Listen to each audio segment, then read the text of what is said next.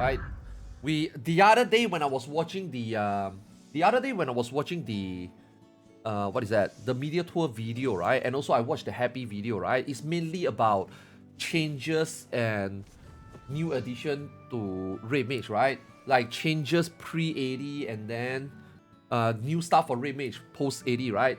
How the job actually is. Since I'm gonna be playing so much Red Mage in Endwalker 100%. This is the park job. This is the most comfy job. This is the prog job. Right? Let's just say, I mean, not just progging, right? Progging, I'm obviously gonna play a Reaper and or Red Mage.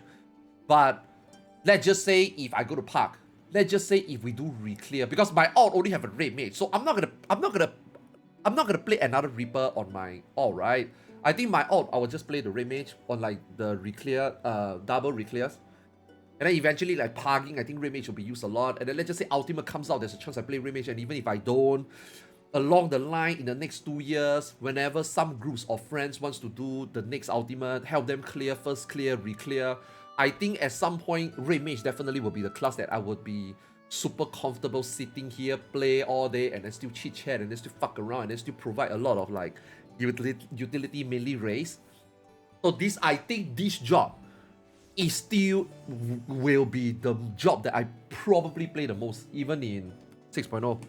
That's why this one I really want to look into it, because I'm a Red Mage main, but I don't really play Red Mage for proc and stuff, but I play this job a lot. That being said, being Red Mage main, and I'm probably still shit at it, so but all in all, what I'm trying to say, this is the job, right? This is my job, you know? Okay, in terms of spells so far, I don't think anything changes. Yeah, I don't think anything changes.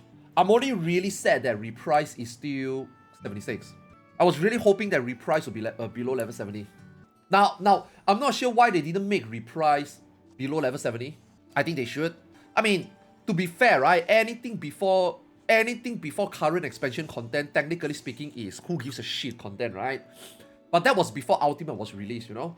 They still made sure that Ultimate is quote-unquote relevant, right? It is still worth to do it in 5.0. It will still be worth it to do in 6.0, right? And I assume that it will still be synced to level 70, right? I don't think they have plans to like up-sync it and or unreal it or whatever, right? I'm a caster, right? And I park a lot, right? And I play with groups that establish like some sort of like an understanding that range usually do certain mechanics. Then not having this fucking triggers me. You know what I mean? So I kind of feel like reprise should be level 70. I can't believe I talk so much just because of this one skill. Because this, even on my YouTube, somebody asked me on my YouTube, I just recently main Red Mage. I don't even have reprise on my hotbar. Is this skill really any good? This is the most underrated. This is the most important. This is the best skill Red Mage ever had, that they ever include. While Red Mage toolkit, reprise. These two skills still triggers me. I would assume these two skills is technically still considered like physical. It still triggers me. Why aren't these magical? Why these two skills can't be affected by Embolden? They specifically, where's Embolden? It is so specific that it makes me think that it's deliberate. Look, increase own magic damage dealt by 10% and damage dealt by nearby party member by 10%. So everybody else is 10%. Now let's just say, for example, in a hypothetical situation, right? If you got two Red Mage in the group, the other Red Mage is gonna gain 10% damage dealt using these two skills. But you using these two skills doesn't get 10 more percent. Now obviously I'm not saying that we will ever get two Red Mage in the group, but that's weird, right? Now it confuses me. It just confuses me. I just wonder what is the design thought, that why don't you just cut the tooltip short, increases everybody damage by 10%. I don't think these two skills and these three skills are so much of a hindrance that will make balancing an issue. So even at Embolden don't give me physical damage increase, but because it's a burst window, that means that there might be trick, there might be litany, there might be change stratagem, blah blah blah. If this is up, I always will have to use this because it will increase exponentially not only my own DPS but my whole party RDPS, right? So again, the fact that this doesn't apply physical damage makes me feel inferior when I shouldn't feel inferior. I'm not even talking about buff. I'm just talking about equality. The fact that I'm not as equal as the other DPS within the Embolden window, I feel sad. But, this is still a buff for us. This is still a win for us. Now we can finally play with and not complain about Dark Knight. We can finally play with and not complain about Ninja. We can finally play with and not complain about second casters, right? A second caster in our group, right? So this is a win for us. Okay, this is a win for us, right? Double caster comp is a goal now. This is still a win for us. I'm just nitpicking, okay? The fact that this doesn't buff even physical, and which means by this 5 off GCD, nitpicking. Now, here's the thing about this one, man, is at the moment, if I look at my weave window, what's gonna make me feel bad is that if I got little to no ping, and if I'm playing on JP where I can weave in between these 1.5 seconds, then this is good. The fact that engagement also switched to the exact same potency is awesome. If I don't clip, this is gonna be amazing. Now, because I will clip, 1.5 second GCD, I will clip, this is gonna make me feel annoyed. Okay, utility. Acceleration 2 charge is fucking amazing. You know, when they say, at the beginning, when I hear that they make it 2 charge, I was very scared that it would be like thin air. You know thin air? Thin air is 2 charges but only 2 cast, right? So when they say this is 2 charges, my first impression, oh shit, please don't tell me it's only 2 charge. So that's a nerf. That means weaving more for 1 less cast. So when I finally read it carefully, it says 2 charge and it's 3 per charge. I'm like, ooh, this is good. This is great. This is gonna make our mana alignment way more consistent and increase our damage over time as well, right? Because the lesser job we cast, obviously, is more DPS that we gain, right? So this is great. Before I go to manafication, magic barrier. What the hell were they thinking? You can unlimited rest, and then you have an AoE mitigation, and then you can help healers heal more.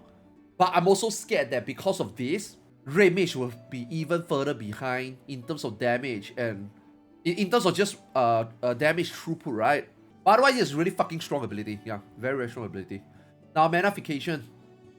Increase blow back and white. Okay, this one is, this melee combo is what? 20, 15, 15, so it's 50, right? So this one ensure that this is a huge buff, man. This is actually a huge buff. It doesn't matter how much fucking mana you have. You press this and you can use melee combo. Back then, you must have 40, I mean back then now. At the moment, you need 40 to at least make this melee comboable. Now it's like, this guarantees you a melee combo. So this is actually pretty huge. Makes everything so easy. When Happy was saying that this extends all the way to resolution, I'm like, haha, wait, what? Too fast. I didn't get it.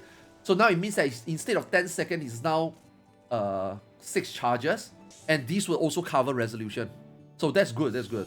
So to be frank, these 2 tips are just telling you can finish your whole melee combo, a 6-step melee combo.